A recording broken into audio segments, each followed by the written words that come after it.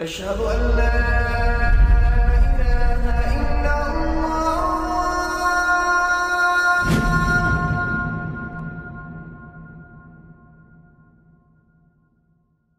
Raindrops media পরিবেশিত audio lecture series সেইরাহ। এই সিরিজে আলোচিত হবে পৃথিবীর বুকে শ্রেষ্ঠতম মানুষ রাসূলুল্লাহ মুহাম্মদ সাল্লাল্লাহু আলাইহি ওয়াসাল্লামের জীবন কথা। ইন্নাল হামদালিল্লাহি ওয়াসসালাতু ওয়াসসালামু আলা রাসূলিল্লাহি ওয়া আলা আলিহি ওয়াসহাবিহি ওয়াসাল্লামা তাসলিমান কাসীরান মাজিদান ইলা ইয়াউমিদ্দিন, আম্মা বা'দ। সিরাতের এই পর্যায়ে আমরা আলোচনা করব ইসলামী দাওয়ার গোপন পর্যায় এবং প্রথম যুগের মুসলিমদের নিয়ে। মক্কার দাওয়াতি জীবনকে বোঝার সুবিধার্থে বেশ কয়েক ভাগে ভাগ করা হয়। প্রথম পর্যায়কে বলা হয় গোপন দাওয়াতের পর্যায়, যখন রাসূলুল্লাহ সাল্লাল্লাহু আলাইহি ওয়াসাল্লাম ইসলামের দাওয়াতকে সীমাবদ্ধ রেখেছিলেন মূলত তার পরিবার, নিকটাত্মীয় ও বন্ধুবান্ধবদের মাঝে। তখনও তিনি প্রকাশ্যে মানুষকে ইসলামের দিকে আহ্বান করেননি। প্রকাশ্য দাওয়াতের যে পর্যায়, তখন থেকেই মূলত কুরাইশদের সাথে একটি সংঘাত তৈরি হয়। পরবর্তী পর্যায়ে শুরু হয় বয়কট, অত্যাচার, নির্যাতন, দমন নিপীড়ন এবং অবশেষে হিজরত।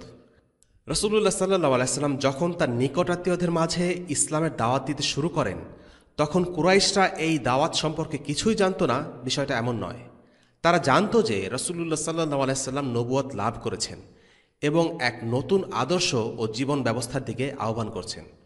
তবে সম্ভবত তারা হয়তো ঠিকমতো বুঝতে পারেনি কিংবা তেমন মাথা ঘামায়নি, কারণ তখনও রাসূলুল্লাহ সাল্লাল্লাহু আলাইহি ওয়াসাল্লাম সরাসরি তাদের দেবতা ও মিথ্যা মাবুদদের অস্বীকার করার জন্য প্রকাশ্যে ডাক দেননি। তাদের মিথ্যা মাবুদ এবং মূর্তি পূজার বিরুদ্ধে কথা বলার অর্থ হচ্ছে তাদের বিশ্বাস, তাদের সমাজ ব্যবস্থা, মূল্যবোধ, এক কথায় তাদের পুরো স্ট্যাটাস কোকে চ্যালেঞ্জ করা। যতক্ষণ পর্যন্ত রাসূলুল্লাহ সাল্লাল্লাহু আলাইহি ওয়াসাল্লাম সরাসরি কুরাইশদের বিরুদ্ধে প্রকাশ্যে অবস্থান নেননি এবং তাদের বিরুদ্ধে দাওয়াত দেননি, তারাও সে পর্যন্ত মুসলিমদের বিরুদ্ধে সেভাবে কোনো অ্যাকশন নেয়নি। এ কারণে দাওয়ার এই পর্যায়ে তেমন কোনো অত্যাচার নিপীড়নের ঘটনা ঘটেনি। এর আগে আমরা আলোচনা করেছি সূরা আলাকের একটি আয়াত নিয়ে, যা প্রথম ওয়াহির সময় নাজিল হয়েছিল। সেই আয়াতে শুরু হয়েছিল যে শব্দটি দিয়ে, তা হলো ইকরা। আর দ্বিতীয় ও তৃতীয় ওয়াহির সময় যে আয়াত নাজিল হয়েছে তার শুরু হলো কুম দিয়ে। কাজেই আমাদের এই পর্বে আলোচনা শুরু করা যাক ইকরা, কুম এবং কুম দিয়ে। اقرأ باسم ربك الذي خلق خلق الإنسان من علق اقرأ وربك الأكرم الذي علم بالقلم علم الإنسان ما لم يعلم يا أيها المدثر قم فأنذر وربك فكبر وثيابك فطهر والرجز فاهجر ولا تمنن تستكثر ولربك فاصبر يا أيها المزمل قم الليل إلا قليلا نصفه أو انقص منه قليلا أو زد عليه ورتل القرآن ترتيلا إنا سنلقي عليك قولا ثقيلا। এগুলো হলো কোরআনের নাজিল হওয়া প্রথম আয়াতসমূহ। এই একটি ঘটনা রাসূলুল্লাহ সাল্লাল্লাহু আলাইহি ওয়াসাল্লামের জীবনের মোড় ঘুরিয়ে দেয়। আমরা আগেও বলেছি, সূরা আলাকের আয়াত নাজিল হওয়ার পর কিছুদিনের জন্য ওয়াহি আসা বন্ধ হয়ে যায়। আল্লাহ রাসূল যেন তার উপর ওয়াহি নাজিলের এই বিষয়টিকে ভালোবাসতে পারেন, যেন এর অভাব বোধ করতে থাকেন, সেজন্য এই কিছুদিনের বিরতির দরকার ছিল। বাস্তবিকভাবেও তার এই অভাববোধটা এতটা তীব্র আকার ধারণ করে যে তিনি পাহাড়ের চূড়ায় গিয়ে আত্মহত্যা করতে উদ্যত হন। সূরা আলাকের আয়াতগুলো অবতীর্ণ হওয়ার পর নাজিল হয় সূরা মুজাম্মিল এবং সূরা মুদ্দাসসিরের কিছু আয়াত। যদিও এ ব্যাপারে ইখতিলাফ আছে যে এই সূরা দুটির মধ্যে কোনটি আগে নাজিল হয়েছে, তবে এই ব্যাপারে সবাই একমত যে দ্বিতীয় এবং তৃতীয়বারের ওয়াহিতে এই দুটো সূরা থেকেই আয়াত নাজিল হয়েছে। দায়ী যারা ইসলামের দিকে আহ্বান করেন তাদের জন্য এই আয়াতগুলো একটি নির্দেশিকা বা ম্যানুয়াল বুক হিসেবে কাজ করে। এই তিনটি ওয়াহিকে সংক্ষেপে বলা যেতে পারে ইকরা, কুম, কুম। এই আয়াতগুলোই প্রথম যুগের মুসলিমদের দাওয়ার ব্যাপারে প্রশিক্ষণ দেয়। প্রথম আদেশটি হল ইকরা, এর মাধ্যমে তিলাওয়াত ও শেখার নির্দেশ দেয়া হচ্ছে। পরবর্তী আদেশটি এসেছে সূরা মুজাম্মিলের 2 নম্বর আয়াত, কুমিল লাইলা ইল্লা কলিলা, রাত্রে নামাজ পড়ো। আর সবশেষে সূরা মুদ্দাসসিরের 2য় আয়াত, কুম ফাআনজির, যা আল্লাহ রাসূল সাল্লাল্লাহু আলাইহি সাল্লামকে আদেশ দিচ্ছে উঠে দাঁড়ান এবং অন্যদেরকে সতর্ক করুন। কাজেই প্রথম শিক্ষা হল পড়াশোনা করা, দ্বীনের জ্ঞান অর্জন করা। পরবর্তী ধাপ নিজের জীবনে তা বাস্তবায়িত করা এবং তারপরে ধাপ হল অন্যদেরকে জানানো। ইমাম ইবনুল কাইয়িম রাহিমাহুল্লাহ বলেন, দ্বীন নিজে শেখা, অন্যকে শেখানো আর আল্লাহ আযজা ওয়া জাল্লার বার্তা প্রচার, এই 3টি ধাপ পার না করে কেউ পরিপূর্ণ ঈমান অর্জন করতে পারে না। প্রথম ধাপ হল ইকরা, অর্থাৎ জানা, আর নিজে জানার পরেই কেবল অন্যকে শিক্ষা দেয়া সম্ভব। এর পরের ধাপ কুম ফাআনজির, উঠুন, সতর্ক করুন। আর নিজে শেখা ও অন্য শেখানোর সাথে সাথে যে বিষয়টি অত্যাবশ্যক তা হল ইবাদত, নফল ইবাদত, যেমন কিয়ামুল লাইল। প্রথম যুগের মুসলিমদের জন্য বেশ কয়েক বছর পর্যন্ত কিয়ামুল লাইল বাধ্যতামূলক ছিল। পরবর্তীতে এই আদেশ মুহাম্মদ সাল্লাল্লাহু আলাইহি সাল্লাম ছাড়া অন্য সকলের জন্য রহিত করে দেয়া হয়। রাসূলুল্লাহ সাল্লাল্লাহু আলাইহি সাল্লামের উপর আমরণ কিয়ামুল লাইল বাধ্যতামূলক ছিল।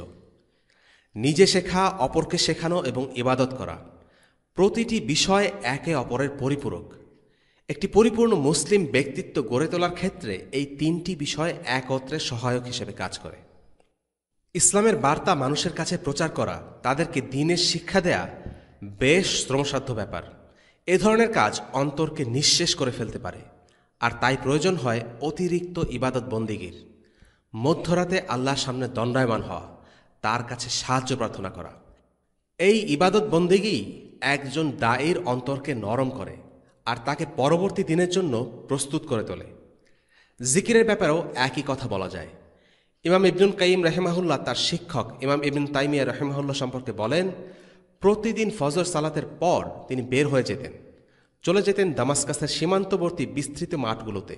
সেখানে বসে তিনি আল্লাহর নাম নিতেন, সূর্যোদয় হওয়ার আগ পর্যন্ত জিকির করতে থাকতেন। আমরা একদিন কৌতূহল মেটাতে তাকে জিজ্ঞেস করলাম, আপনি কেন প্রতিদিন এমন করেন? জবাবে ইমাম তাইমিয়া রাহিমাহুল্লাহ বলেন, এটা হলো আমার সকালের নাস্তা, আমার আত্মার খাদ্য। এটা ছাড়া আমার শরীর অবসন্ন হয়ে যাবে। এটাই আমাকে সারা দিনে চলার শক্তি যোগায়।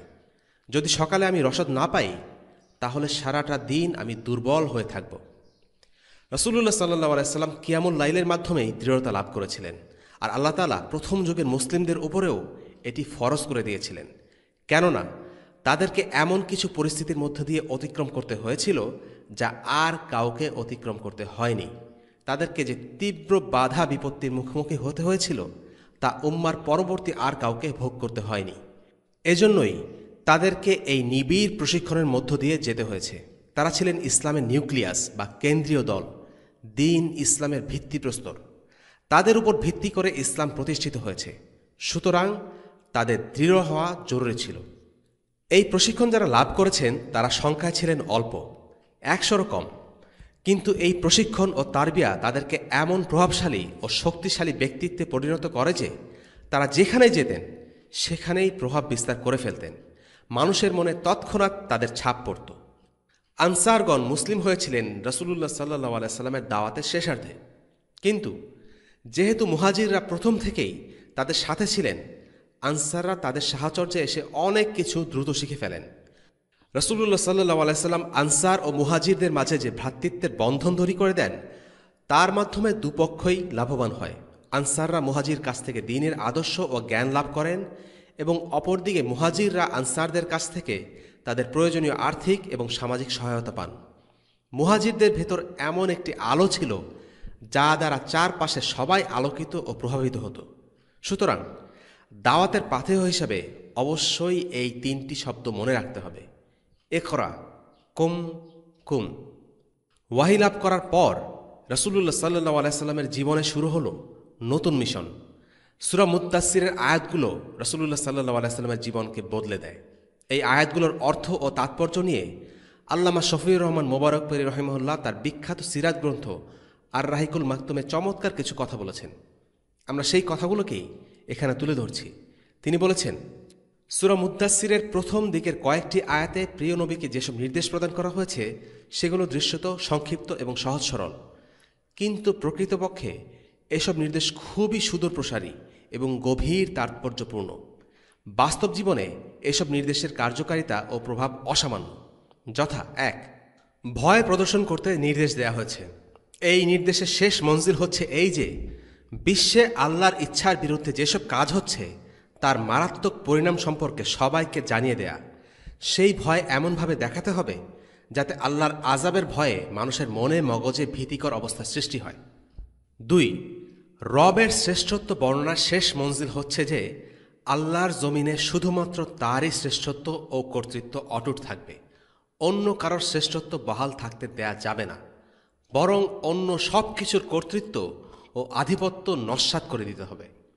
ফলে আল্লাহর জমিনে একমাত্র তার শ্রেষ্ঠত্ব, কর্তৃত্ব ও মহিমাই শুধু প্রকাশ পাবে এবং স্বীকৃত হবে। ৩.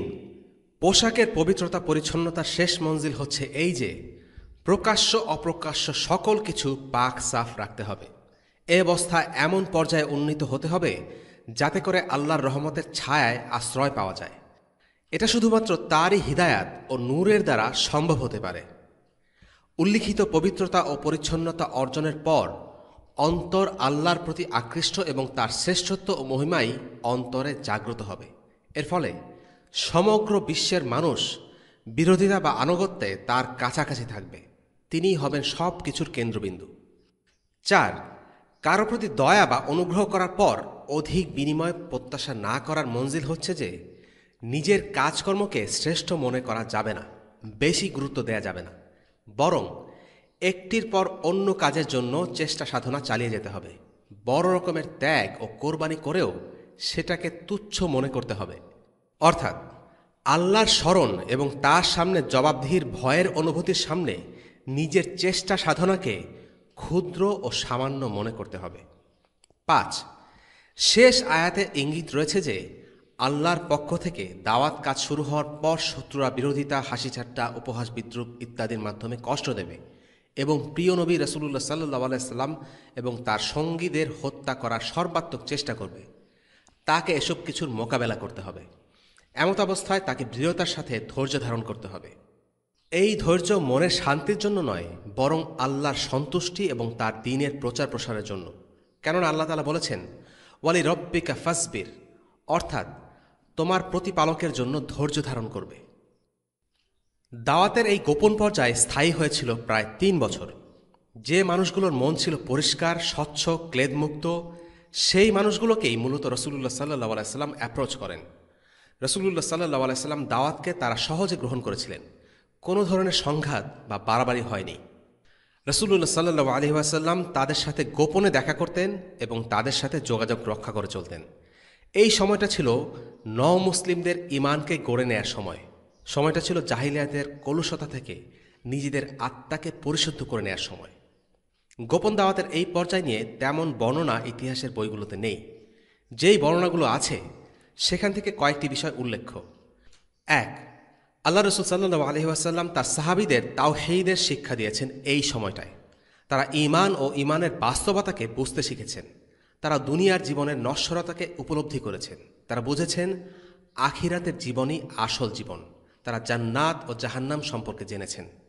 তারা খুবই সাধারণ কিন্তু সবচেয়ে মৌলিক ও বুনিয়াদী বিষয়গুলো শিক্ষালাভ করেছেন। ২. তারা জাহিলিয়াতের প্রকৃতি ও বাস্তবতাকে বুঝেছেন। তারা মূর্তি পূজা এবং অন্যান্য জাহিলি আদর্শ ও প্রথাগুলোকে বর্জন করার শিক্ষা লাভ করেছেন। তারা ইসলাম ও জাহিলিয়াতের মাঝে পার্থক্য করতে শিখেছেন। তারা জেনেছেন ইসলাম হলো একমাত্র সত্য ও গ্রহণযোগ্য দিন এবং ইসলাম ছাড়া বাকি সকল আদর্শ ও ধর্ম হলো মিথ্যা ও বাতিল। ইসলাম মানে কেবল আল্লাহর উপর ঈমান আনা নয়, বরং অন্য সকল ইলাহকে বর্জন করা। সত্যি বলতে সমস্ত বাতিল মা'বুদ আর তাগুতকে আগে অস্বীকার করে তাদের সাথে সম্পর্ক ছিন্ন করে তারপর আল্লাহর ওপর ঈমান আনাই হলো সত্যিকারের ঈমান। এই বিষয়গুলোকে সাহাবীরা বুঝতে শিখেছিলেন এবং সেভাবেই নিজেদেরকে গড়ে তুলেছিলেন। ৩. ইসলাম হলো এমন এক আদর্শ যা মিথ্যার সাথে সংঘাতে জড়াবেই। তাই জাহিলিয়াতি সমাজের দরজায় যখন ইসলামের দাওয়া করা নাড়ে, তার পরবর্তী পরিণতি হচ্ছে একটি সংঘাত, একটি আদর্শিক যুদ্ধ। প্রতিটি নবীর ক্ষেত্রেই এমনটি হয়েছে। নবীকে ও তার অনুসারীদেরকে কঠিন সময় পার করতে হয়েছে। রাসূলুল্লাহ সাল্লাল্লাহু আলাইহি ওয়াসাল্লামের ক্ষেত্রেও তার ব্যতিক্রম হবার কোনো কারণ নেই, কারণ তিনি পূর্ববর্তী নবীদের পথই অনুসরণ করতে যাচ্ছেন। আর তাই এই কঠিন সময়ে এই ফিতনাকে মোকাবেলা করার জন্য একটি প্রস্তুতি দরকার নিজেকে শক্তভাবে গড়ে তোলা। দাওয়াতের এই গোপন পর্যায়ে সেটি হয়েছিল। এই পর্যায় ছিল পরবর্তী সময়ের জন্য মুসলিমদের একটি প্রস্তুতি, ওয়ার্ম আপ। 4, এই সময়টি ছিল ঈমানদারদের মধ্যে একটি ভ্রাতৃত্বের বন্ধন গড়ে ওঠার সময়। রাসূলুল্লাহ সাল্লাল্লাহু আলাইহি ওয়াসাল্লামের নেতৃত্বে মুসলিমদের মাঝে একটি কমিউনিটি তৈরি হয়েছিল, যার ভ্রাতৃত্ব ও পারস্পরিক সম্পর্কের ভিত্তি ছিল ঈমান। তাদের মধ্যে পারস্পরিক সহায়তা ও সৌহার্দ্যের একটি বন্ধন গড়ে ওঠে। এ পর্যায়ে আমরা আলোচনা করছি অগ্রগামী মুসলিমদের নিয়ে, আস-সাবিকুন ওয়াল আউয়ালুন। আমরা আগেই বলেছি, প্রথম দিকে রাসূলুল্লাহ সাল্লাল্লাহু আলাইহি ওয়াসাল্লামের দাওয়াতি কাজ সীমাবদ্ধ ছিল তার কাছের মানুষদের মধ্যে, আর এই কাছের মানুষরা পরবর্তীতে হয়েছেন এক একজন লেজেন্ড। আমরা এই পর্বে মূলত আলোচনা করব ইসলামের প্রথম যুগের মুসলিমদের নিয়ে, যারা একদম শুরুতে মুসলিম হয়েছেন। ইসলামের দাওয়া তখনও গোপন পর্যায়ে সীমাবদ্ধ ছিল। এই সময়ে যারা মুসলিম হয়েছিলেন তাদের সংখ্যা খুব কম হলেও ঈমানের দিক থেকে এক একজন ছিলেন আকাশ ছোঁয়া। আজকের পর্বটা তাদের নিয়েই। আলোচনার সুবিধার্থে আমরা সাহাবীদের 3 ভাগে ভাগ করতে পারি। প্রথম ভাগে আছেন খাদিজা, আলী, যায়েদ, আবু বকর রাদিয়াল্লাহু আনহুম, যারা মুসলিম হয়েছেন সরাসরি রাসূলুল্লাহ সাল্লাল্লাহু আলাইহি ওয়াসাল্লামের হাতে। এই দলে আরও আছেন উসমান ইবিন আফফান, আব্দুর রহমান ইবিন আউফ, সাআদ ইবিন আবি ওয়াক্কাস, তালহা ইবিন উবাইদুল্লাহ, জুবাইর ইবনুল আওয়াম রাদিয়াল্লাহু আনহুম। তাদের প্রত্যেকে আবু বকরের হাতে মুসলিম হয়েছেন। এই 5 জন সম্পর্কে জানা যায়, আবু বকর রাদিয়াল্লাহু আনহুর বাসায় তাদের প্রত্যেকের যাওয়া আসা ছিল এবং সম্পর্ক ভালো ছিল। এই 5 জনের মাঝে উসমান ছাড়া প্রত্যেকের বয়স ছিল 20-এর নিচে, অর্থাৎ সবাই ছিলেন তরুণ। দ্বিতীয় দলের সাহাবীদের মধ্যে যারা বেশি পরিচিত তারা হলেন আবু উবাইদা ইবনুল জাররাহ, আবু সালামা, আরকাম ইবিন আবি আল আরকাম, উসমান ইবিন মাজউন এবং তার 2 ছেলে, সাঈদ বিন যায়েদ ও তার স্ত্রী ফাতিমা বিনতে খাত্তাব, যিনি ছিলেন উমর রাদিয়াল্লাহু আনহুর বোন, খাব্বাব ইবিন আরাদ এবং আবু বকরের মেয়ে আসমা বিনতে আবু বকর রাদিয়াল্লাহু আনহুম। তৃতীয় দলে আছেন উমাইর ইবিন আল আক্কাস, আইয়াশ ইবিন আর রাবিয়া, আবদুল্লাহ ইবিন জাহাশ, রাসূলুল্লাহ সাল্লাল্লাহু আলাইহি ওয়াসাল্লামের কাজিন জাফর ইবিন আবি তালিব এবং তার স্ত্রী আসমা বিনতে উমাইস, বিলাল ইবিন রাবাহ, ইয়াসির ও তার স্ত্রী সুমাইয়া এবং তার ছেলে আম্মার ইবিন ইয়াসির রাদিয়াল্লাহু আনহুম। এই দলে অনেকেই ছিলেন সেসব সাহাবা যারা হয়তো দাস ছিলেন কিংবা সামাজিক স্ট্যাটাসের বিবেচনায় খুব একটা উঁচু মর্যাদা ছিলেন না। ওমর এবং হামজা রাদিয়াল্লাহু আনহুমা এই 2 জন খুবই বিখ্যাত সাহাবী, তবে তারা কিছুটা দেরিতে মুসলিম হয়েছিলেন, কিন্তু তাদের ঈমান আর আমলের কারণে পরবর্তীতে অনেক এগিয়ে যান। মক্কার প্রথম কয়েক বছরে খুব অল্প হাতে গোনা মানুষ মুসলিম হয়েছিল, সংখ্যাটা 40 থেকে কিছুটা বেশি। আমরা এখানে সবার নাম উল্লেখ করিনি। ইসলামের সমালোচক এবং ওরিয়েন্টালিস্টরা ইসলামকে হেয় করার জন্য প্রায় বলে থাকে, প্রথম যুগে রাসূলুল্লাহর অনুসারীদের প্রায় সবাই ছিলেন গরিব, দাস, অসহায়। পেটের দায়ে তারা ইসলাম গ্রহণ করেছে। কিন্তু এই 40 জনের লিস্ট যদি আমরা দেখি, তাহলে আমরা দেখব প্রথম যুগের মুসলিমদের মাঝে আব্দুর রহমান ইবিন আউফের মতো ব্যবসায়ী যেমন ছিলেন, তেমনি ছিলেন বিলালের মতো দাস। উসমানের মতো সম্ভ্রান্ত পরিবারের কুরাইশি যেমন ছিলেন, তেমনি ছিলেন আবদুল্লাহ ইবিন মাসউদের মতো অকুরাইশি। মুসাআব ইবিন উমাইরের মতো সেলিব্রিটি সাহাবী যেমন ছিলেন, তেমনি ছিলেন সাঈদ ইবিন যায়েদের মতো সাদাসিধে সাহাবী। বয়স্ক, তরুণ, পুরুষ, নারী, আরব, অনারব, সাদা, কালো, দাস, স্বাধীন, ধনী গরিব সব শ্রেণী, ধরন ও ব্যক্তিত্বের মাঝে ইসলাম স্থান করে নেয়। এখানে আরেকটি বিষয় লক্ষণীয়, সেটা হচ্ছে প্রথম যুগের মুসলিমদের মাঝে তরুণদের ছড়াছড়ি। ইতিহাস থেকে দেখা যায় তরুণরা সত্যকে আপন করে নিতে বেশি আগ্রহী থাকে, তাই তারাই সাধারণত নবীদের প্রতি সর্বাগ্রে ঈমান আনে। মূসা আলাইহিস সালামের প্রতি যারা ঈমান এনেছে তারা ছিল তরুণ। ঈসা আলাইহিস সালামের পাশে যারা দাঁড়িয়েছিলেন তারাও ছিল তরুণ। ইব্রাহিম আলাইহিস সালাম তরুণ বয়সেই তার সমাজকে তাওহীদের দিকে আহ্বান করেছিলেন। রাসূলুল্লাহ সাল্লাল্লাহু আলাইহি ওয়াসাল্লামের পাশে যারা দাঁড়িয়েছিল তাদের বেশিরভাগ ছিল তরুণ। তাদের বেশিরভাগের বয়স ছিল 20-এরও কম। তরুণরা সহজেই পরিবর্তনকে গ্রহণ করতে উৎসাহী থাকে। যাদের বয়স হয়ে গেছে তারা সাধারণত সমাজে প্রতিষ্ঠিত অবস্থায় থাকে, তাদের পরিবার আছে, স্ত্রী সন্তানদের প্রতি তাদের মায়া কাজ করে, তাই তারা ঝামেলায় জড়াতে চায় না। সত্যকে গ্রহণ করতে গেলে অনেক বাধা বিপত্তি আসে, তারা সেসব বাধা বিপত্তি নিজের গায়ে নিতে চায় না। যতক্ষণ তারা আরামে আছে, তাদের পরিবার সুখে আছে, তারা কোনো ত্যাগ স্বীকার করতে চায় না, বরং তারা কর জোরে বেঁচে থাকবে কিন্তু সত্যের জন্য কিছু ছাড়বে না। আর যারা ত্যাগ স্বীকার করে সামনে এগিয়ে যেতে চায় তারা হচ্ছে যুবক। খাদিজা রাদিয়াল্লাহু আনহা ছিলেন ইসলাম গ্রহণকারীদের মধ্যে সর্বপ্রথম, যা আমরা আগে আলোচনা করেছি। রাসূলুল্লাহ সাল্লাল্লাহু আলাইহি সাল্লামের পরিবারের প্রত্যেকে একদম শুরুতেই ইসলাম গ্রহণ করে।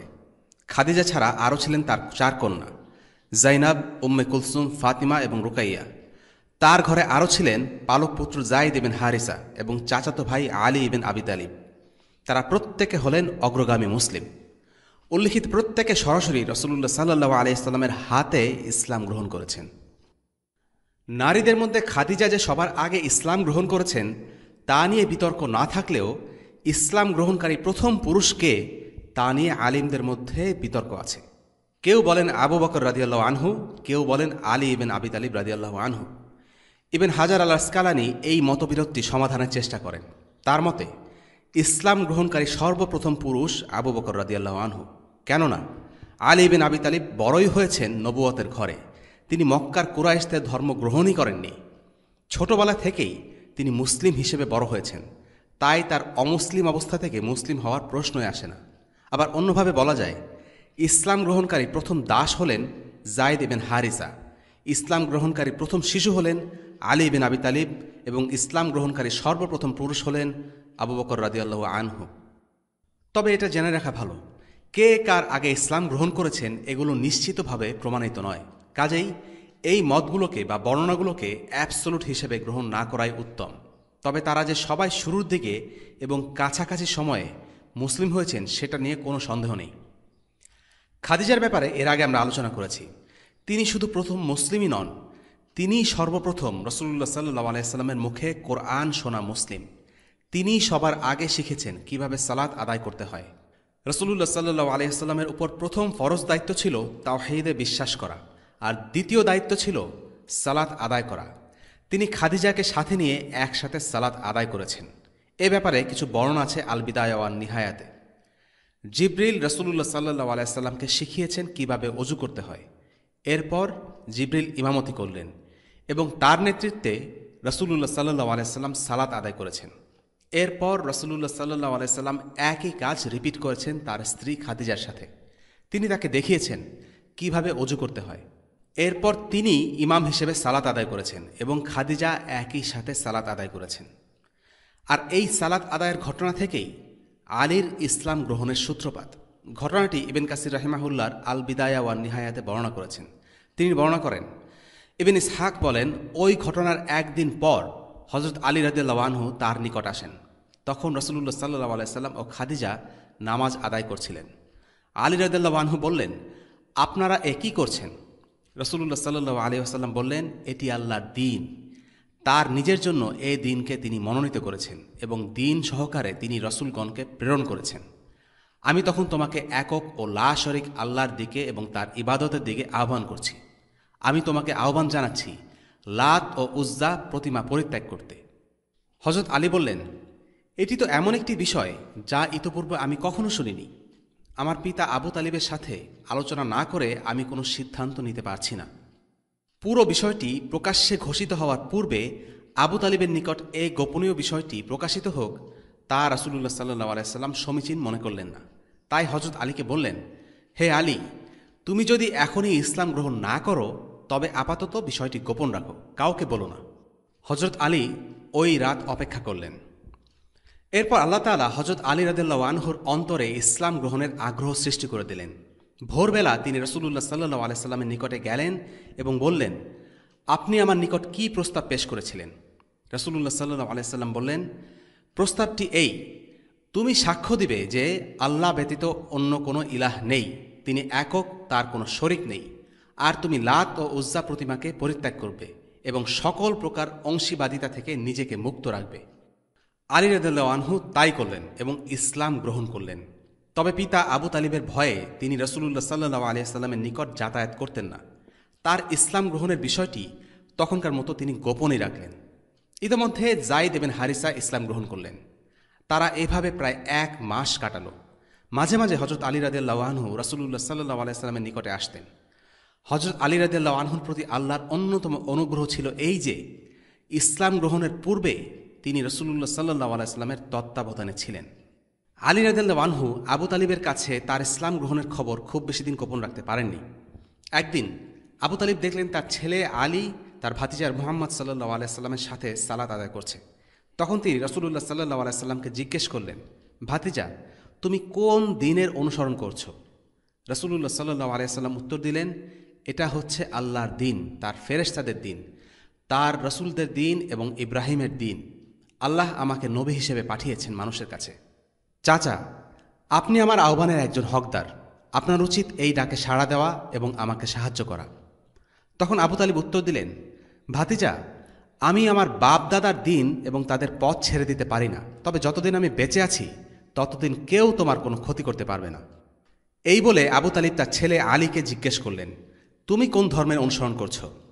আলী উত্তর দিলেন, আমি আল্লাহর উপর ঈমান এনেছি, তার রাসূলের উপর ঈমান এনেছি এবং তিনি যা কিছু এনেছেন তাতে বিশ্বাস স্থাপন করেছি। আবু তালিব তখন তার ছেলেকে বললেন, সে তোমাকে ভালোর দিকেই ডাকছে, কাজেই তার অনুসরণ করো। আলী ছিলেন রাসূলুল্লাহ সাল্লাল্লাহু আলাইহি ওয়াসাল্লামের ঘরের মানুষ, আপন মানুষ, সব কাজে সহযোগী। তিনি খুব অল্প বয়স থেকেই রাসূলুল্লাহর সাথে ছিলেন, কারণ রাসূলুল্লাহর চাচা আবু তালিবের কষ্ট লাঘব করার জন্য তার এক ছেলেকে নিজের কাছে রেখেছিলেন, আর সেই ছেলে হলেন আলী। যুবক হবার পর আলী হয়েছেন রাসূলুল্লাহ সাল্লাল্লাহু আলাইহি ওয়াসাল্লামের সবচেয়ে আদরের মেয়ে ফাতিমার স্বামী। রাসূলুল্লাহ সাল্লাল্লাহু আলাইহি ওয়াসাল্লামের নবুয়ত জুড়ে তিনি ছিলেন এক বীর যোদ্ধা। একাধিক দ্বন্দ্বযুদ্ধে তিনি অংশ নিয়েছেন।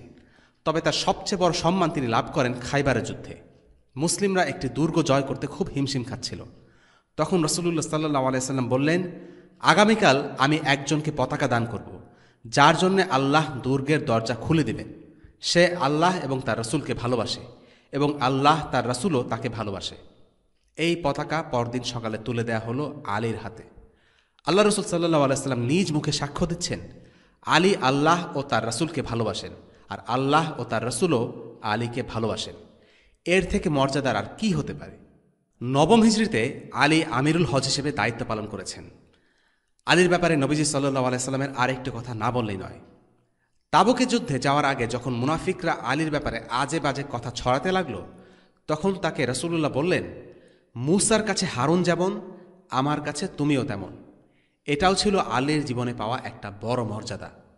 রাসূলুল্লাহ সাল্লাল্লাহু আলাইহি ওয়াসাল্লামের ইন্তেকালের পর তাকে গোসল দিয়েছেন আলী। আবু বকর আর ওমরের সময় তিনি ছিলেন প্রধান বিচারপতি, আর তৃতীয় খলিফা উসমানের বিদ্রোহীদের দমনে সক্রিয় ব্যক্তিত্ব ছিলেন আলী। আর এটা আমরা সবাই জানি, আলী হলেন খোলাফায়ে রাশেদিন, অর্থাৎ সঠিক পথপ্রাপ্ত বা নবুয়তের তরিকায় যারা খিলাফত পরিচালনা করেছেন তাদের মধ্যে চতুর্থ। আলোচনা করা যাক যায়েদ ইবনে হারিসার মর্যাদা। যায়েদ আল্লাহ রাসূলের ঘরের একজন প্রিয় সদস্য। ইসলামের গুরুত্বপূর্ণ যুদ্ধগুলোর একটিও তার বাদ যায়নি। প্রথম দিকের মুহাজিরদের একজন হলেন যায়েদ। রাসূলুল্লাহ সাল্লাল্লাহু আলাইহি ওয়াসাল্লাম আর আবু বকরের পরিবারের সাথে নিজ পরিবারকে মক্কা থেকে নিরাপদে মদিনায় নিয়ে আসার কাজটিও করেন এই যায়েদ। একাধিক সামরিক অভিযানের কমান্ডার হিসেবে দায়িত্ব পালন করেন। তবে যায়েদের একটি অনন্য মর্যাদা হল, তিনি হলেন একমাত্র সাহাবী যার কথা আল্লাহ তাআলা কোরআনে নাম ধরে উল্লেখ করেছেন, আর কারো ক্ষেত্রে এমনটা হয়নি। এখন আসা যাক আবু বকরের মর্যাদা নিয়ে। আবু বকরের মর্যাদা নিয়ে বলতে গেলে সত্যি বলতে একটি আলাদা লেকচার সিরিজ প্রয়োজন। আমরা খুবই সংক্ষেপে তার অবস্থান ও মর্যাদা নিয়ে এই পর্বে কথা বলব। আবু বকর রাদিয়াল্লাহু আনহু আসলে কেমন ছিলেন সেটা বোঝার জন্য সম্ভবত আলী রাদিয়াল্লাহু আনহুর একটি কথাই যথেষ্ট। আলী বলেছিলেন, আবু বকর ছিলেন সব কিছুতে প্রথম। আবু বকর সবাইকে ছাড়িয়ে গিয়েছিলেন। সাহাবীদের মধ্যে তিনি হলেন শ্রেষ্ঠ। নবীদের পরে আবু বকর সর্বশ্রেষ্ঠ মুসলিম। পুরো উম্মার ঈমান থেকে এক আবু বকরের ঈমান বেশি। তার শ্রেষ্ঠত্ব নিয়ে আহলুস সুন্নাহর আলিমরা একমত। তিনি ঈমান এবং আমলে সব কিছুতে ছাড়িয়ে গেছেন। যে তালিকায় খোঁজ করা হোক না কেন, আবু বকরের নাম সবার আগে আসতে বাধ্য। এই প্রসঙ্গে একটি মজার হাদিস উল্লেখ না করলেই নয়। ঘটনাটা সালাতুল ফজরের পরে। আমরা জানি ফজরের পর রাসূলুল্লাহ সাল্লাল্লাহু আলাইহি সাল্লাম সাহাবীদের নিয়ে বসতেন। একদিন ফজরের পর তাদের সঙ্গে কথা বলার সময় রাসূলুল্লাহ সাল্লাল্লাহু আলাইহি সাল্লাম জিজ্ঞেস করলেন, আজকে কে জানাজা পড়েছ? উমর বিন খাত্তাব বললেন, আমরা তো মাত্র আমাদের দিন শুরু করলাম। তারপর তিনি জিজ্ঞেস করলেন, সাদাকা দিয়েছে কে? উমর বিন খাত্তাব বললেন, আমরা তো মাত্র আমাদের দিন শুরু করলাম। কিন্তু আবু বকর সিদ্দিক বললেন, আমি শুনেছিলাম আব্দুর রহমান ইবনে আউফ নাকি অসুস্থ, তাই মসজিদে আসার আগে আমি তাকে দেখতে গিয়েছিলাম। যখনই রাসূলুল্লাহ সাল্লাল্লাহু আলাইহি সাল্লাম কোনো প্রশ্ন জিজ্ঞাসা করতেন, আবু বকর বলতেন, আমি করেছি। রাসূলুল্লাহ সাল্লাল্লাহু আলাইহি সাল্লাম বলেন, যদি এই আমলগুলো কোনো ব্যক্তির মাঝে সন্নিবেশিত হয়, সে ব্যক্তি জান্নাতে যাবে। আবু বকর ছিলেন আবু বকর।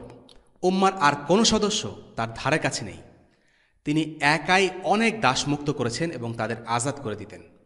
তিনি ছিলেন কুরাইশদের মধ্যে একজন সম্মানিত ব্যক্তি। কুরাইশদের ইন্টেলেকচুয়াল সার্কেলে তার বেশ কদর ছিল। কারণ হলো, জিনিওলজি বা নসবনামা নিয়ে তার মতো গভীর জ্ঞান আর কারো ছিল না। আর সে সময় নসবনামার কেমন গুরুত্ব ছিল তা নিয়ে আমরা আগেই আলোচনা করেছি। শুধু জ্ঞান নয়, তার চরিত্র, তার ব্যক্তিত্বের কারণেও তিনি ছিলেন খুবই পছন্দনীয় একজন মানুষ। আল্লাহ রাস্তায় সম্পদ দান করার জন্য তিনি অনেক নন্দিত হয়েছিলেন। তিনি ছিলেন সমাজের প্রভাবশালী লোকদের একজন। ব্যবসা বুঝতেন এবং ব্যবসা করে পাওয়া সম্পদ তিনি ইসলামের উপকারে ব্যয় করে দিয়েছিলেন। তার সব সম্পদ, জ্ঞান ঢেলে দিয়েছিলেন নবী করিম সাল্লাল্লাহু আলাইহি সাল্লামের সেবায়। তিনি ছিলেন ইসলামের একজন মিশনারি, আর এ কারণেই তাকে বলা হয় সিদ্দিক। তিনি ছিলেন মুমিন পুরুষদের মধ্যে প্রথমজন। সিদ্দিক মানে যে বিশ্বাস করেছে। আবু বকরের ইসলাম গ্রহণের কাহিনীটা কেমন ছিল? বলা হয়ে থাকে, ইসলাম গ্রহণের সময়ে প্রত্যেকেই অন্তত মুহূর্তের জন্য হলেও দ্বিধাদ্বন্দ্বে ভুগেছে, থমকে দাঁড়িয়েছে, দ্বিতীয়বারের জন্য হলেও ভেবেছে। কিন্তু আবু বকর রাদিয়াল্লাহু আনহুর ক্ষেত্রে এমনটি হয়নি। যখনই তার সামনে ইসলামকে উপস্থাপন করা হয়, তিনি সেটা সাথে সাথে গ্রহণ করেন। তাকে ইসলামের গ্রহণের পূর্বে দ্বিতীয়বার চিন্তা করতে হয়নি। তিনি ছিলেন সেই স্বাধীন পুরুষ যিনি সর্বাগ্রে মুহাম্মদ সাল্লাল্লাহু আলাইহি সাল্লামকে আল্লাহর রাসূল হিসেবে দ্বিধাহীন চিত্তে মেনে নেন। তিনি হলেন সেই ব্যক্তি যিনি মিরাজের ঘটনায় সর্বপ্রথম বিশ্বাস স্থাপন করেন। তিনি হলেন সেই মুসলিম যিনি রাসূলুল্লাহ সাল্লাল্লাহু আলাইহি সাল্লামের হিজরতের বিপদসংকুল সময়ে তাকে সঙ্গ দিয়েছিলেন। রাসূলুল্লাহ সাল্লাল্লাহু আলাইহি সাল্লামের সাহাবীদের মধ্যে কে সবচেয়ে বেশি আপন তা নিয়ে একটি হাদিস আছে। আবু দারদা বর্ণনা করেন, একবার আবু বকর এবং উমারের মধ্যে ঝগড়া হয়। এই দুজন ছিলেন রাসূলুল্লাহ সাল্লাল্লাহু আলাইহি সাল্লামের সবচেয়ে কাছের মানুষ, তার উপদেষ্টা। আলী ইবনে আবি তালিব বলেন, আমি দেখেছি রাসূল যখনই কোথাও যেতেন, আবু বকর ও উমারকে সাথে করে যেতেন। কোথাও থেকে আসলে তাদের সাথে করে আসতেন। যখন তিনি বসতেন, তার এক পাশে থাকত আবু বকর আর আরেক পাশে উমর।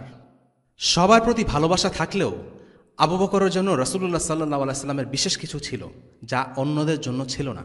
একবার যখন আবু বকরের সাথে উমরের ঝগড়া হলো, রাসূলুল্লাহ সাল্লাল্লাহু আলাইহি সাল্লাম বললেন, আল্লাহ তোমাদের নিকট আমাকে পাঠিয়েছেন, আর তোমরা আমাকে বলেছিলে আপনি মিথ্যা বলছেন। কিন্তু তোমাদের মধ্যে একজন ব্যতিক্রম ছিল, আবু বকর। সে আমাকে বলেছিল আপনি সত্য বলছেন। সে নিজেকে ও তার ভাগ্যকে আমার হাতে সঁপে দিয়েছিল। এর পরেও কি তোমরা আমার এই বন্ধুকে শান্তিতে থাকতে দেবে না শান্তিতে থাকতে? এই কথার পর কোনোদিন ওমর রাদিয়াল্লাহু আনহু আবু বকরের সাথে আর লাগতে যাননি। আবু বকরের ব্যাপারে নবীজির একটি কথা দিয়ে আবু বকরের প্রসঙ্গে আমরা ইতি টানতে পারি। নবীজি বলেছিলেন, আল্লাহ আমাকে খলিল হিসেবে পছন্দ করেছেন, কিন্তু আমার যদি কাউকে খলিল হিসেবে বাছাই করার সুযোগ থাকত, তাহলে আমি আবু বকরকেই বেছে নিতাম।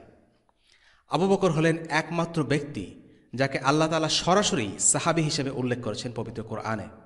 কোরআনের সেই আয়াতটি হল, إلا تنصروه فقد نصره الله إذ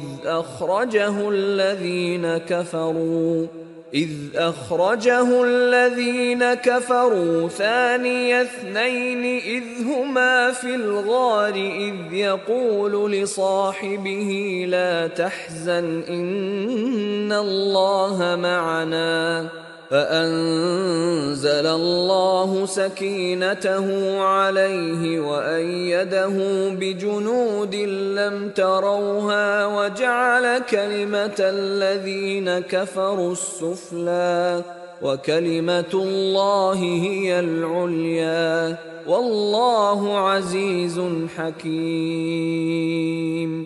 যদি তোমরা তাকে সাহায্য না করো, তবে মনে রেখো আল্লাহ তার সাহায্য করেছিলেন যখন তাকে কাফেররা বহিষ্কার করেছিল। তিনি ছিলেন দুজনের একজন।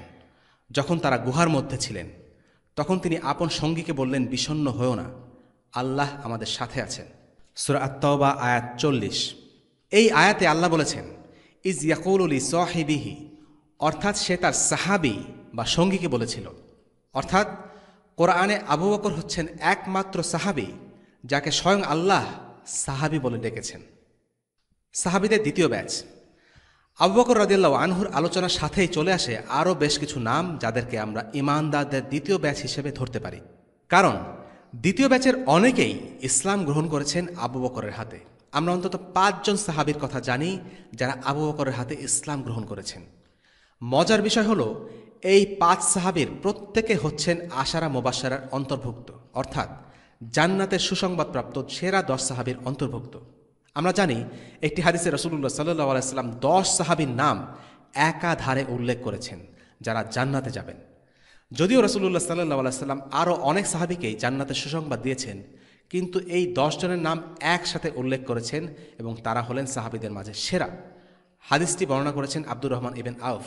আন আব্দুর রহমান ইবনে আউফ قال রাসূলুল্লাহ সাল্লাল্লাহু আলাইহি ওয়াসাল্লাম, আবু বকর ফিল জান্নাহ ওয়া উমর ফিল জান্নাহ ওয়া উসমান ফিল জান্নাহ ওয়া আলিউন ফিল জান্নাহ ওয়া তালহা ফিল জান্নাহ ওয়া জুবাইর ফিল জান্নাহ ওয়া আব্দুর রহমান ইবনে আউফ ফিল জান্নাহ ওয়া সাআদ ফিল জান্নাহ ওয়া সাঈদ ফিল জান্নাহ ওয়া আবু উবাইদা ইবনুল জাররাহ ফিল জান্নাহ। উল্লেখিত 10 জনের মধ্যে আবু বকর ছাড়া বাকি 9 জনের মধ্যে 5 জনই ইসলাম গ্রহণ করেছেন আবু বকরের হাতে। তারা হলেন উসমান, তালহা, আজ-জুবায়ের, আব্দুর রহমান ইবনে আউফ এবং সাদ ইবনে আবি ওয়াক্কাস রাদিয়াল্লাহু আনহুম। শুরু করা যাক উসমান ইবনে আফফানকে দিয়ে। তিনি কিভাবে ইসলাম গ্রহণ করলেন? আবু বকর যখন উসমানকে ইসলাম গ্রহণ করার জন্য আহ্বান করলেন তখন তার বয়স ছিল 34 এবং তখন তিনি একদমই কোনো দ্বিধাদ্বন্দ্বে ভোগেননি, বরং তৎক্ষণাৎ আবু বকরের প্রস্তাবে সাড়া দিয়েছিলেন।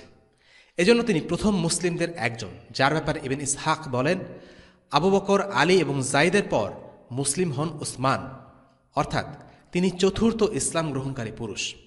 হয়তো তার দ্রুত ইসলাম গ্রহণ করেন একটা ঘটনার কারণে। তারা সিরিয়া থেকে ফিরছিলেন।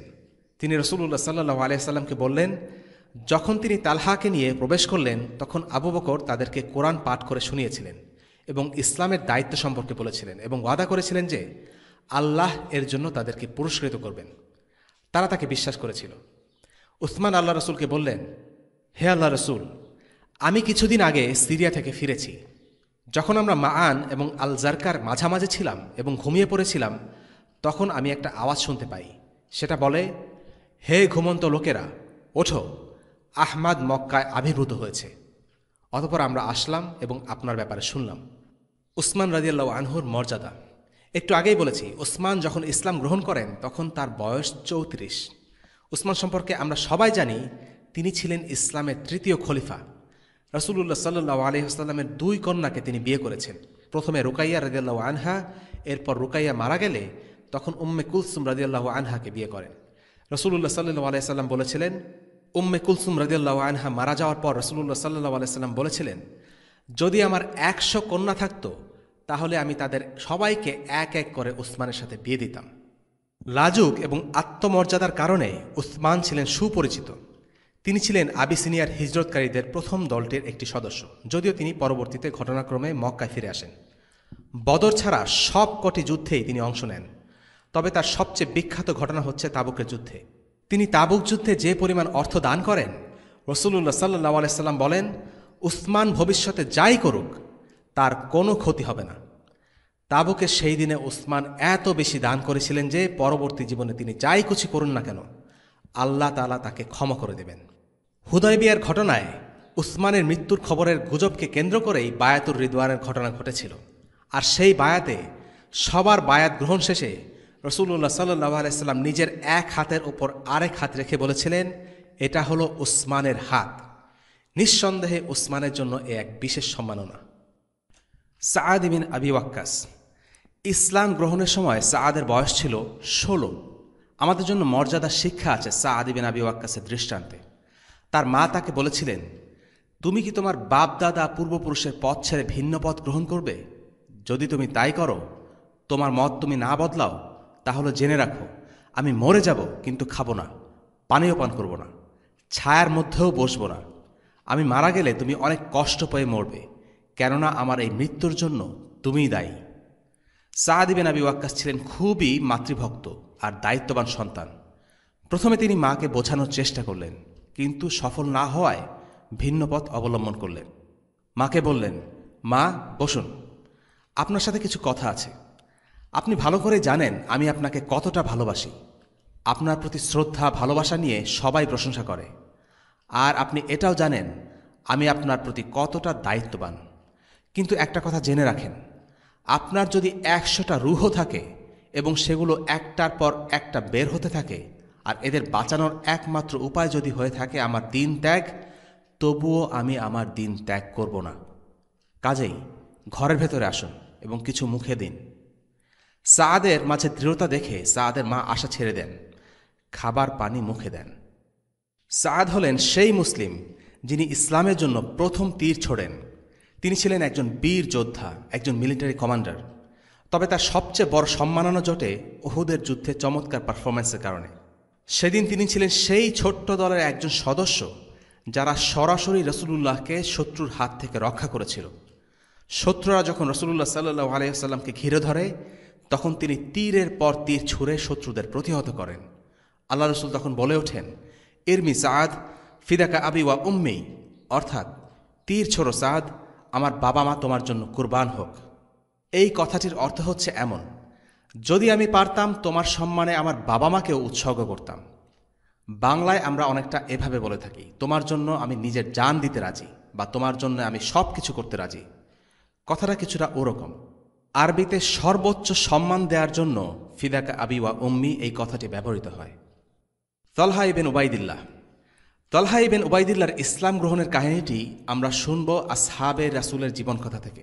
বইটির লেখক মুহাম্মদ আব্দুল মাহবুদ তালহার ইসলাম গ্রহণের প্রসঙ্গে বলেন, হযরত তালহা ইসলামের সূচনা পর্বেই মাত্র 15 বছর বয়সে ইসলাম গ্রহণ করেছিলেন। হযরত আবু বকর সিদ্দিক রাদিয়াল্লাহু আনহুর দাওয়াতেই তিনি ইসলাম গ্রহণ করেন। জাহিলি যুগে আবু বকরের বাড়িতে অনুষ্ঠিত বৈঠকের তিনি ছিলেন নিয়মিত সদস্য। তার ইসলাম গ্রহণের ঘটনাটা বেশ চমকপ্রদ। তিনি গেছেন কুরাইশদের বাণিজ্য কাফিলার সাথে সিরিয়ায়। তারা যখন বাসরা শহরে পৌঁছলেন, দলের অন্যান্য কুরাইশ ব্যবসায়ীরা তার থেকে বিচ্ছিন্ন হয়ে বাজারের বিভিন্ন স্থানে কেনা বেচায় ব্যস্ত হয়ে পড়ে। তিনি বাজারের মধ্যে ঘোরাফেরা করছেন। এমন সময় এমন একটি ঘটনা ঘটল যা তালহার জীবনের মোড় ঘুরিয়ে দিল। তিনি বলেন, আমি তখন বাসরার বাজারে একজন খ্রিস্টান পাদ্রীকে ঘোষণা করতে শুনলাম, ওহে ব্যবসায়ী সম্প্রদায়, আপনারা এই বাজারে আগত লোকদের জিজ্ঞেস করুন তাদের মধ্যে মক্কাবাসী কোনো লোক আছে কিনা। আমি নিকটে ছিলাম, দ্রুত তার কাছে গিয়ে বললাম, হ্যাঁ আমি মক্কার লোক। তিনি জিজ্ঞেস করলেন, তোমাদের মধ্যে আহমাদ কি আত্মপ্রকাশ করেছেন? বললাম, কোন আহমাদ? বললেন, আবদুল্লাহ ইবনে আব্দুল মুত্তালিবের পুত্র। যে মাসে তিনি আত্মপ্রকাশ করবেন এটা সেই মাস। তিনি হবেন শেষ নবী। মক্কায় আত্মপ্রকাশ করে কালো পাথর ও খেজুর উদ্যান বিশিষ্ট ভূমির দিকে হিজরত করবেন। যুবক, খুব তাড়াতাড়ি তোমার তার কাছে যাওয়া উচিত। তালহা বলেন, তার এই কথা আমার অন্তরে দারুণ প্রভাব সৃষ্টি করল। আমি আমার কাফিলা ফেলে রেখে বাহনে সওয়ার হলাম। বাড়িতে পৌঁছেই পরিবারের লোকদের জিজ্ঞেস করলাম, আমার যাওয়ার পর মক্কায় নতুন কিছু ঘটেছে কি? তারা বলল, হ্যাঁ, মুহাম্মদ ইবনে আবদুল্লাহ নিজেকে নবী বলে দাবি করেছে এবং আবু কুহাফার ছেলে আবু বকর তার অনুসারী হয়েছে। তালহা বলেন, আমি আবু বকর কাছে গেলাম এবং তাকে জিজ্ঞেস করলাম, এ কথা কি সত্যি যে মুহাম্মদ নবুয়ত দাবি করেছেন এবং আপনি তার অনুসারী হয়েছেন? তিনি বললেন, হ্যাঁ। তারপর তিনি আমাকেও ইসলামের দাওয়াত দিলেন। আমি তখন খ্রিস্টান পাদ্রীর ঘটনা তার কাছে খুলে বললাম। অতঃপর তিনি আমাকে সঙ্গে করে রসুলুল্লাহ সাল্লাল্লাহু আলাইহি সাল্লামের কাছে নিয়ে গেলেন। আমি সেখানে কালিমা শাহাদাত পাঠ করে ইসলাম গ্রহণ করলাম এবং রসুলুল্লাহ সাল্লাল্লাহু আলাইহি সাল্লামের নিকট পাদ্রীর কথা সবিস্তারে বর্ণনা করলাম। শুনে তিনি দারুণ খুশি হলেন। এভাবে আমি হলাম আবু বকরের হাতে ইসলাম গ্রহণকারী চতুর্থ ব্যক্তি। তালহা সবচেয়ে বড় কাজটি করে দেখিয়েছেন উহুদের দিনে। তার বীরত্ব দেখে রসুলুল্লাহ সাল্লাল্লাহু আলাইহি সাল্লাম বলেন, জান্নাত তালহার জন্য ওয়াজিব হয়ে গেছে। আবু বকর বলতেন, উহুদের দিন ছিল তালহার দিন। উহুদের সেই দিনে তালহা নিজের গায়ে অন্তত 35টি আঘাত সয়ে নেন শুধুমাত্র রাসূলুল্লাহ সাল্লাল্লাহু আলাইহি সাল্লামকে বাঁচানোর জন্য। তীরের আঘাতে তার ডান হাতটি প্যারালাইজড হয়ে যায়। তালহার সম্মানে রাসূলুল্লাহ সাল্লাল্লাহু আলাইহি সাল্লাম বলেছিলেন, যদি কেউ জমিনের বুকে কোনো জীবিত শহীদকে চলাফেরা করা অবস্থায় দেখতে চায়, সে যেন তালহাকে দেখে নেয়। আজ-জুবাইর ইবনুল আওয়াম। আজ-জুবাইর ইবনুল আওয়াম ছিলেন রাসূলুল্লাহ সাল্লাল্লাহু আলাইহি সাল্লামের ফুপু সাফিয়া বিনতে আব্দুল মুত্তালিবের ছেলে, আবার একই সাথে উম্মুল মুমিনিন আয়েশার বোন আসমা বিনতে আবু বকরের স্বামী। অর্থাৎ আজ-জুবাইর ইবনুল আওয়াম ছিলেন রাসূলুল্লাহ সাল্লাল্লাহু আলাইহি সাল্লামের ফুফাতো ভাই এবং একই সাথে ভাইরা। জুবাইর যখন ইসলাম গ্রহণ করেন তখন তার বয়স ছিল মাত্র 16। বদর এবং উহুদ দুই যুদ্ধেই তার সাহসিকতার দৃষ্টান্ত রয়েছে, যা আমরা ইনশাআল্লাহ যুদ্ধের কাহিনী বর্ণনায় আলোচনা করব। মক্কা অভিযানে তিনি পতাকা বাহনের সম্মান লাভ করেছিলেন। আবু বকর, ওমর ও ওসমানের সময়ে তিনি অনেকগুলো জিহাদে নেতৃত্বও দিয়েছিলেন। আব্দুর রহমান ইবিন আউফ। আব্দুর রহমান ইবিন আউফ রাদিয়াল্লাহু আনহুকে আমরা সবাই চিনি তার বিজনেস মাইন্ডের কারণে। তার ব্যাপারে বলা হতো, তিনি যেখানে হাত দিতেন সেখানে সোনা ফলত। তবে আব্দুর রহমান ইবিন আউফের আসল পরিচয়, তিনি হলেন একজন সাহসী মুজাহিদ। আল্লাহ রসুল সাল্লাল্লাহু আলাইহি সাল্লামের কাছের প্রায় সব সাহাবী জিহাদে অংশ নিতেন, কিন্তু মিলিটারি জিনিয়াসের জন্য কেউ কেউ ছিলেন বিখ্যাত, আর আব্দুর রহমান ইবিন আউফ ছিলেন তাদেরই একজন। ইসলামের গুরুত্বপূর্ণ যুদ্ধে তিনি শুধু অংশই নেননি, বরং বীরত্ব আর সাহসিকতার পরিচয় দিয়েছেন। তার ব্যাপারে কোরআনে একটি আয়াত আছে যা আল্লাহ নাজিল করেছিলেন আব্দুর রহমান ইবিন আউফের সম্মানে, মুনাফিকদের মিথ্যা প্রোপাগান্ডার জবাব দিতে। আয়াতটি হল, الذين يلمزون المطوعين من المؤمنين في الصدقات والذين لا يجدون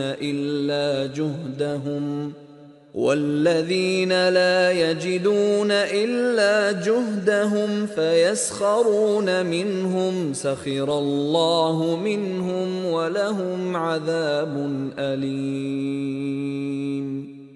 সে সমস্ত লোক যারা ভর্ৎসনা বিদ্রুপ করে সেসব মুসলমানদের, যারা মন খুলে দান খয়রাত করে, এবং তাদের প্রতি যাদের কিছুই নেই শুধুমাত্র নিজেদের পরিশ্রমলব্ধ বস্তু ছাড়া, অতঃপর তাদের প্রতি ঠাট্টা করে। আল্লাহ তাদের প্রতি ঠাট্টা করেছেন এবং তাদের জন্য রয়েছে বেদনাদায়ক আযাব। সূরা আত-তাওবা আয়াত ৭৯। তৃতীয় ব্যাচের সাহাবীদের মধ্যে বিখ্যাতরা হলেন আব্দুল্লাহ ইবিন মাসউদ, বিলাল ইবিন রাবাহ, ইয়াসির, সুমাইয়া এবং তাদের সন্তান আম্মার ইবিন ইয়াসির। তাদের আমরা চিনি মূলত এই কারণে যে তারা ছিলেন সবচেয়ে বেশি অত্যাচারিত সাহাবী। এর কারণ হল তাদের সামাজিক স্ট্যাটাস। তারা কেউ উঁচু গোত্রে ছিলেন না। নিচু গোত্র এবং দাসশ্রেণী হবার কারণে তাদের ওপর সবচেয়ে বেশি নির্যাতন নেমে আসে। ইনশাআল্লাহ সামনের পর্বগুলোতে তাদের কাহিনীগুলো আমরা সবিস্তারে আলোচনা করব। আমরা প্রথম যুগের অল্প কিছু সাহাবীদের ব্যাপারে জানলাম। দাওয়াতের গোপন পর্যায়ে আরও যারা মুসলিম হয়েছিলেন তাদের ব্যাপারে আরও অনেক কথাই বলার আছে, কিন্তু সময় স্বল্পতার কারণে আমরা সেদিকে আলোচনা বাড়াচ্ছি না। মাক্কি জীবনের আলোচনার ক্ষেত্রে একটি কথা বলে রাখা ভালো, তা হচ্ছে মাক্কি জীবনের বর্ণনার পরিমাণ খুব কম এবং অনেক ক্ষেত্রে দেখা যায় কোন ঘটনা ঠিক কখন ঘটেছে তা নিশ্চিতভাবে বলা যায় না। তাই মাক্কি জীবনের ক্ষেত্রে সিরিয়াল মেইনটেইন করে ঘটনা বর্ণনা করা অনেক ক্ষেত্রে সম্ভব হবে না। তাই আমরা মাক্কি জীবনের কিছু বিষয় ক্রমধারায় আলোচনা না করে সাধারণভাবে আলোচনা করব। সাহাবাদের ব্যাপারে একটি কথা না বললেই নয়, তা হল সাহাবারাই হলেন রাসূলুল্লাহ সাল্লাল্লাহু আলাইহি ওয়াসাল্লামের সবচেয়ে আপনজন। আমরা যদি নবীজির সুন্নাহ বুঝতে চাই তাহলে নবীজির সাহাবীদের চিনতে হবে, কারণ তারাই নবীজিকে সবচেয়ে ভালো চিনতেন। নবীজির সিরাহ তার সাহাবীদের ছাড়া অসম্পূর্ণ। সাহাবীরা হলেন আমাদের চলার পথের পাথেয়। তাদের ঈমানের ব্যাপারে নবীজির সাক্ষ্য আছে। তাদের কেউই ভুলের ঊর্ধ্বে নন, কিন্তু সামগ্রিকভাবে তাদের আন্ডারস্ট্যান্ডিং হচ্ছে দিন ইসলামের সঠিক আন্ডারস্ট্যান্ডিং। কেউ যদি সাহাবীদের বুঝ ও পথকে অগ্রাহ্য করে নিজের মনমতো ও বুদ্ধিমতো ইসলামকে বোঝার চেষ্টা করে, তাহলে নিশ্চিতভাবে পথভ্রষ্ট হবে। যেমনটা আমরা দেখেছি শিয়াদের ক্ষেত্রে। শিয়াদের একটি বড় অংশ কার্যত ইসলামের গণ্ডির বাইরে চলে গেছে। নবীজির অল্প কিছু সাহাবী ছাড়া তারা বাকিদেরকে কাফির মনে করে। নাউযুবিল্লাহি মিন যালিক। যে আবু বকরকে কোরআনে স্বয়ং আল্লাহ সাহাবী বলে উল্লেখ করেছেন, সেই আবু বকরকে রাফিদি শিয়ারা কাফির সাব্যস্ত করে।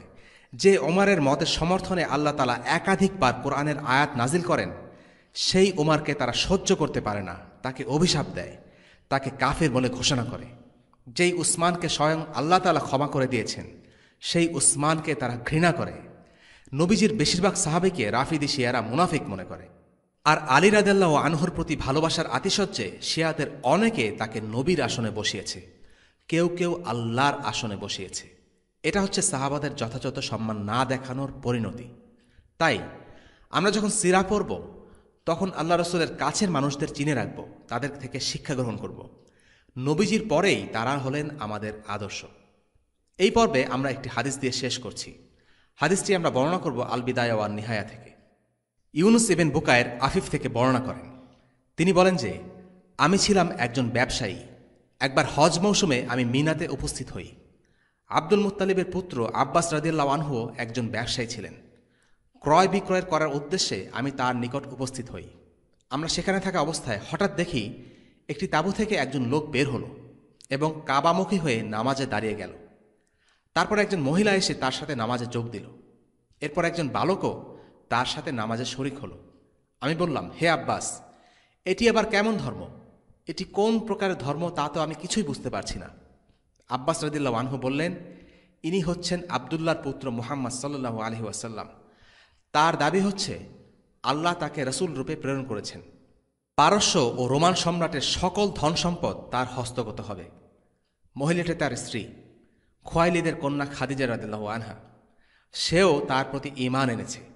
বালকটি হল তার চাচাতো ভাই আবু তালিবের পুত্র আলী রাদিয়াল্লাহু আনহু। সেও তার প্রতি ঈমান এনেছে। বর্ণনাকারী আফিফ রাদিয়াল্লাহু আনহু পরে আক্ষেপ করে বলেছেন, হায়, আমি যদি সেদিন ঈমান আনতাম তবে আমি পুরুষদের মধ্যে দ্বিতীয় ঈমান আনয়নকারী হতে পারতাম। হাদিসের শেষ অংশটি বিশেষভাবে লক্ষণীয়। বর্ণনাকারী আফিফ আক্ষেপ করে বলেছেন, ইস, আমি যদি সেদিন ঈমান আনতাম তাহলে ইসলাম গ্রহণকারী দ্বিতীয় পুরুষ হতে পারতাম। তার আফসোস আমাদের বলে দেয় আস-সাবিকুন ওয়াল আউয়ালুন অর্থাৎ প্রথম যুগের মুসলিমদের মর্যাদা কতটা উচ্চ। বর্ণনাকারী আফিফ হাদিসটি বর্ণনা করেছেন এই ঘটনার প্রায় ২০ বছর পর। তিনি ২০ বছর ধরে মুসলিম হয়ে আক্ষেপ করেছেন, কারণ তিনি ২০ বছর আগে চোখের সামনে ইসলামকে দেখেছেন কিন্তু গ্রহণ করেননি। আফিফের এই ঈমানকে আল্লাহ ফেলে দেবেন না, কিন্তু যারা আগে ঈমান এনেছে এবং পরে এনেছে তারা সমান নয়। মক্কা বিজয়ের আগে এবং পরে যারা ঈমান এনেছে তাদের সবাইকে আল্লাহ এক কাতারে রাখেননি। আলিমরা বলেন, সাহাবীদের মধ্যে সবার আগে আছে আশারায়ে মুবাশশিরা বা জান্নাতের সুসংবাদপ্রাপ্ত ১০ সাহাবী। তারপরে আছেন বদরে অংশ নেওয়া যোদ্ধারা। তারপরে আছেন বায়াতে রিদওয়ানে অংশ নেওয়া ১৪০০ সাহাবী। এখান থেকে আমাদের জন্য শিক্ষা আছে, আর তা হল ভালো কাজের জন্য দৌড়ে ঝাঁপিয়ে পড়া। চোখের সামনে ভালো কাজের সুযোগ এলে তা হাতছাড়া না করা। ঈমানের প্রতিযোগিতায় নিজেদেরকে সব সময় সক্রিয় রাখা। ইসলামের কোনো খেদমতের সুযোগ এলে সেটাকে হেলায় হারিয়ে যেতে না দেওয়া। আগ্রহের সাথে কষ্টের সাথে দ্বীন ইসলামের কাজে নিজেকে নিয়োগ করা। আমরা নিশ্চয়ই আফিফের মতো আক্ষেপ করতে চাই না। আগে যা হয়েছে তা তো হয়েই গেছে। আসুন আজ থেকে আমরা নিজেদের অলসতা ঝেড়ে ফেলি, দ্বীনের জন্য কষ্ট করার ব্যাপারে মানসিকভাবে প্রস্তুত হয়ে যাই, ভালো কাজগুলোতে অংশীদার হই। ইনশাআল্লাহ আমরা যেন হতে পারি এই যুগে সাবিকুন আল আউয়ালুন। আল্লাহ তাআলা সূরা ওয়াকিয়াতে বলেছেন, ওয়াস-সাবিকুন আস-সাবিকুন উলাইকাল মুকাররাবুন। আর অগ্রগামীরাই তো অগ্রগামী, তারাই নৈকট্যপ্রাপ্ত। ওয়াসাল্লাল্লাহু আলা সাইয়্যিদিনা মুহাম্মদ ওয়া আলা আলিহি ওয়াসহাবিহি ওয়াসাল্লাম। আলহামদুলিল্লাহি রাব্বিল আলামিন। আসসালামু আলাইকুম ওয়া রাহমাতুল্লাহি ওয়া বারাকাতুহু। রেইনড্রপস মিডিয়ার অন্যান্য প্রজেক্ট সম্পর্কে জানতে ভিজিট করুন www.raindropsmedia.org অথবা ফেসবুক পেজ www.facebook.com/raindropsmedia অথবা ইউটিউব চ্যানেল www.youtube.com/raindropsmediaorg2015